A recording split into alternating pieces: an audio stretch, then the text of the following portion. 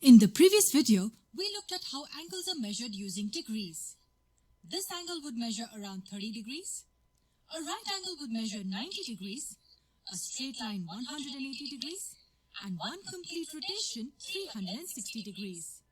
Do you know why it's 360 degrees? It's somewhat arbitrary and has something to do with the base 60 number system. Do we have some other way in which we can measure angles such that it makes a little more sense? Yes, that brings us to the concept of radians, and trust me, not many people understand what radians mean. Most people know how to convert from degrees to radians and vice versa, but it ends there. To understand what radians mean, let's draw a circle. Let point O be its center and length R be its radius. Now let me take this length R and place it here at this point. Now all I do is push it onto the circumference of the circle. The length of this red part is still R, it has just become curved, and that's all. The curved length R starts from here and ends here. Now, from the center of the circle, we draw another radius that joins the other end point of the red curve. This length will also be R as it's the radius. Let's analyze the figure. We have an arc of length equal to the radius of the circle and two radii joining the center and the endpoints of that arc. Remember, the length of the arc is equal to the radius of the circle. This angle formed here is 1 radian. That's the concept of radians. Actually, there's radius everywhere around this angle. R, R, and R, and that's probably why they call it radians. According to various scientists and mathematicians, this is a more logical way to measure angles. It's because we're measuring the angle in relation to the radius of the circle. But how are radians related to degrees? What would this angle be equal to in degrees? If you understood the concept of radians well, then understanding the conversion between degrees and radians would be a walk in the park. What is the circumference of a circle? It's 2 pi r, where r is the radius of the circle. We are talking about the circumference, which is the entire boundary of the circle. Now listen to the next question well. How many such arcs would you need to cover the entire boundary of the circle? Let me repeat the question. How many such arcs of length r would you need to cover the circumference of the circle? Pause the video and see if you can work through this on your own.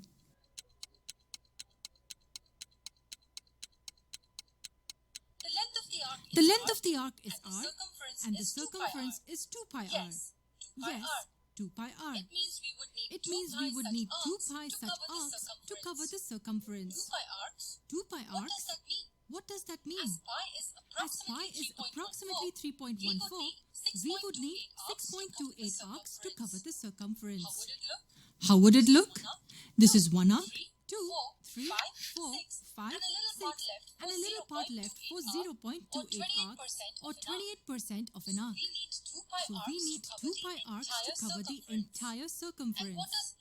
And what does each arc correspond to at the center? We have seen that 1 arc corresponds to 1 radian at the center. It implies that to complete one full rotation, we would need 2 pi radians. And it tells us something more too. If we rotate one arm completely, then 2 pi radians will be covered at the center. But wait, hold on.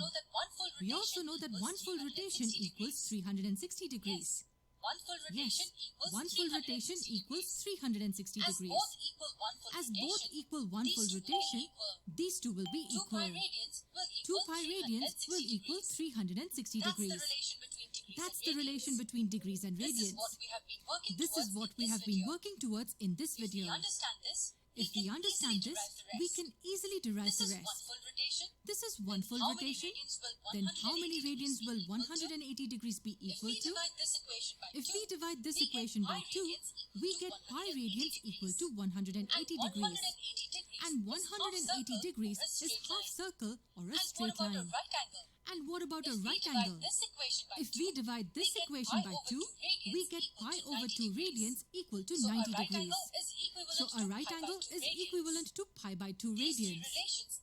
These three relations are most important when it comes to conversion between degrees and radians. And we don't really need to remember all three. Knowing just one is enough, and we can derive the rest. And now we come to the last and the most important point of this video. What does 1 radian equal to in degrees? If we divide the first equation by 2 pi, we get 1 radian as 360 over 2 pi degrees. Substituting the value of pi as 3.14, we get the approximate value of 1 radian as 57.2958 degrees. That's the degree measure of 1 radian. If we have an angle like this, which measures 1 radian, it will equal 57.2958 degrees. So I really like that video because it does a really good job explaining what a radian is. And I'm going to add a little bit to it, okay? And it's the fact that I took GeoGebra and I created a circle. And as you see at the end there, they said 1 radian was equal to 57.29578 degrees, right? Well, when I look here, I created a central angle with that degree measure. And if you look at this, right, what it means is when the central angle basically is that measure, right, and you compare the length of your arc, which is 3.86, that is when the length of the radius is the same. Okay, so 1 radian, right, is the equivalent to 57.29577, blah, blah, blah. And that is the degree measure that will give you an arc length that is equal to the radius. Okay? Now, what we're going to be doing is converting from degrees to radians and then radians to degrees. And it's very straightforward. It's very similar to converting feet to inches and so on. So converting degrees to radians, what we're going to do is we're going to multiply the number, all right, of degrees by pi radians over 180. And then you're basically just simplifying the ratio. But then we're going to switch it up, and for converting radians to degrees, we're going to multiply the number of radians by 180 over pi, and then simplify the ratio.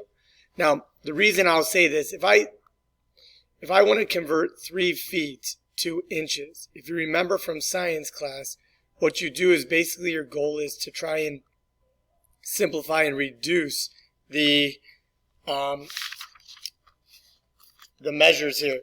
So we would say 3 feet times, I need the feet to cancel out, so I'm going to say 12 inches is equivalent to 1 foot. So now the feet cancel out, and I'm left with 3 times 12 is 36 over 1, and that would be 36 inches. How we do this is basically the approach we are using with converting degrees to radians and radians to degrees. So let's take a look at this. Now, you know from up above here that pi radians is equal to 180 degrees. Okay, and with that knowledge, what we're basically doing is saying 30 degrees times, now we need the degrees to cancel, so we need degrees on bottom, and we need radians on top. So basically we know pi radians is equal to 180 degrees. That's the conversion. So we're going to say pi radians over 180 degrees. And now we basically simplify this. We basically say 30 pi over 180. And then we reduce this fraction. 30 and 180 can both be divided by 30. And that would give me pi over 6. Okay? Next one, very similar, right? I'm going to say 100 degrees times pi radians over 180 degrees. And when I multiply across, I get 100 pi over 180 degrees. And 80 and 100 can both be divided by, just say 20 to start. If I divide both by 20, 100 divided by 20 is 5 pi. Over 180 divided by 20 is 9. So 100 degrees is equal to 5 pi over 9 radians. Okay, the next one. You have 135 degrees times pi over 180. So you would get 135 pi over 180. And if I go ahead and reduce this, right? you end up getting, what is it, 3 pi over 4. Okay, so when I look at this in the calculator, the best way to do it is basically put the fraction in your calculator and hit enter, and it reduces the fraction to 3/4, so you know it's 3 pi over 4.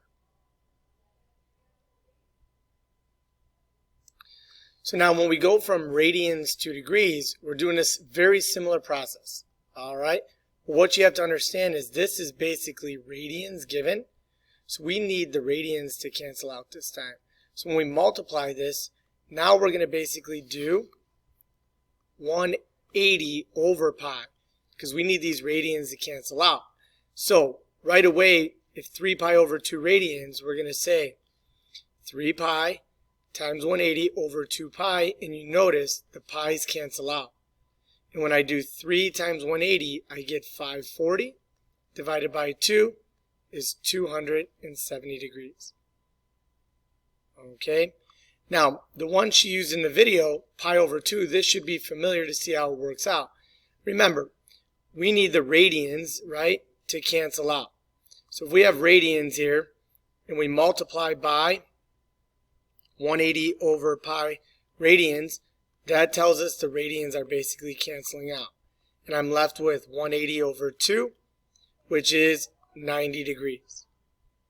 Okay, so again, this is very similar to converting feet to inches and so on. So the next one, 13 pi over 8. What I'm basically going to do is take this, multiply it by 180 over pi, and right away I see the pi's cancel out, and 13 times 180 will give you 2340 over 18, and when you go ahead and divide that, that would end up being 130 degrees. Okay, so again, the beginning of the video basically goes through what a radian is, and I thought it did a really good job showing you not only the definition, but a good visual for it. And then doing the math, converting from degrees to radians and radians to degrees, is pretty straightforward from that point. Let me know if you have any questions,